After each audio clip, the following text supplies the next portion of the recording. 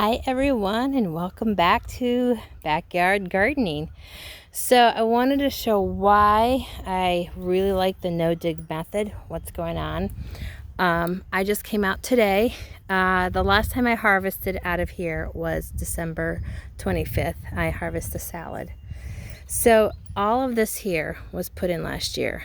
I didn't plant anything yet.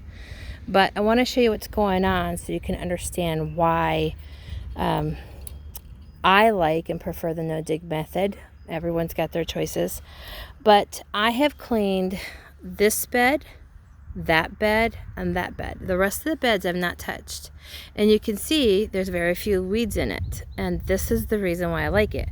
These beds are prepped and ready to go already. I went through and did a little raking. So one of the things that I hadn't got to in the spring, this fall, as you can see here, there was actually flowers here. The idea is to cut the flower off and leave the roots because the roots add biodiversity to the ground. It's basically gut health for the ground, and we want healthy guts, and so does the ground. It wants to have biodiversity. So those are like spring onions. They look a little pathetic right now, but we're going to see if they'll come back up, and maybe I'll have some spring onions out of them. We'll see. It can't hurt to try. So this here, even though it's little, and I went through and thinned it significantly, this is called corn salad in the UK, or lamb's lettuce. Those are and you actually pick this whole head. It's little, so you need a lot, and this is all through the winter. This just reproduces itself wildly. As you can see, it's actually getting to my footpath. This is here, and this, again, it looks bad, it's spring, is strawberry spinach. So I'm going to leave it to see what happens, because you never know. And this is Swiss chard, and it's a little rough, but again, we're getting the sunlight's getting stronger. We're going to see things pop and grow. Now that is beautiful spinach. The last time I picked off of it was December 25th. I made a salad to go with our steak dinner, and this is spinach. It's beautiful. It's little, but it should start really popping up because it's springtime. And then those things in there are carrots that are quite white. I'm not sure why they're so white, but they were covered, but I saved them for my dog because he likes them. They actually taste like carrots. So we have this. We have a few beets in there. They're kind of iffy. I don't think they're going to do much. But again, look at, there's some more corn salad. And that stuff is really good. It's very buttery. And I just wait for it to get a little bigger. But as you can see, this bed is just ready to go. Very little effort in it. If not a lot of weeds. This is what I'm pulling out right here. Just, I don't even pull it. I usually use a little rake. And here's one. Now that I'll have to trowel out. There's a root. I left the root in here because, again, biodiversity. It's really good to leave the roots intact. Now here, I don't know how it happened, but when I planted the Swiss chard. So we're going to see how this does. And then that's actually a bit of kale. And it's sorry looking. It feels sorry for itself right now. But last year when I left it, it just really reproduced wonderfully. So we're going to try it because that's what gardening is. It's learning. It's like a classroom.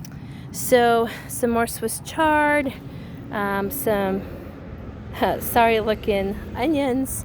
But again, as you can see, not very much for weeds. Now this is not weeds.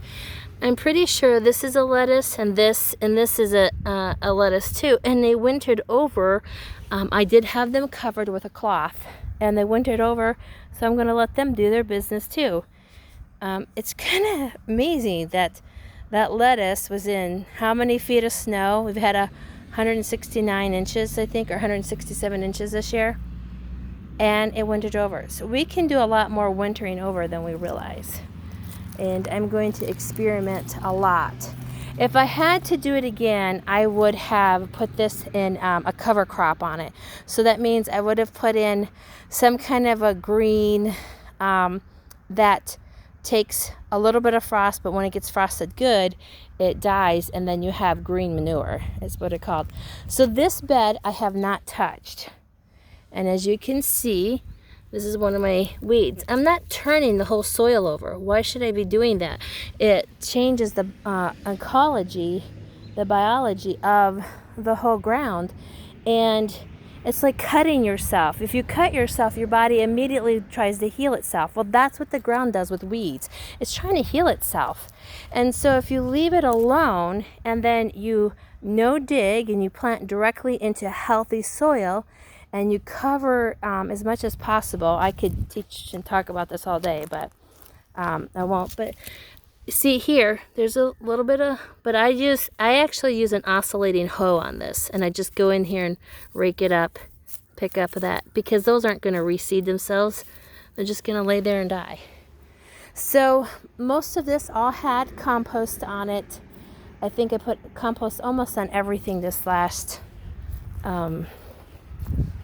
fall. And I did try a few experiments. I planted them late, but that's another kale. But it didn't really, it's rooted. That root's probably pretty darn good in there. But we're going to see what happens. I'm going to leave them there. And I did not cover that. And then over here, I'm pretty sure this is cilantro, and it overwintered. We'll see what happens. It's kind of neat to see that. And now, like I said, there's a corn salad. That is corn salad. So it's edible. Actually, there's a lot around here that's... corn salad is actually a seed that you actually harvest for fall. It's an actual lettuce. But there is a lot around here to be ate and enjoyed, or eaten and enjoyed. Is that the case? But I wanted you to see... Now, my bed doesn't have new wood chips on it. I want to extend it. My hope is to extend it 2 more rows and wood chip the whole thing again, because it just keeps it so much cleaner. This row here did not get wood chipped, and half of it and half of that. And I just like how the aesthetics of it, and I like how it is actually wood chips will take nitrogen out of your soil if you dig them in. If you lay them on top, just like the woods has all the wood and leaves are laid on top, it creates a great biodiversity of microbes that are good for the soil. So I hope you're having a beautiful day. We'll have to come back and see how those different plants have done. And I'm going to keep cleaning up my the couple beds I have left. And I have lettuce growing inside. I'm going to have to start hardening things off, because I'd like to plant by May 1st at the latest. We'll see, maybe even a little sooner.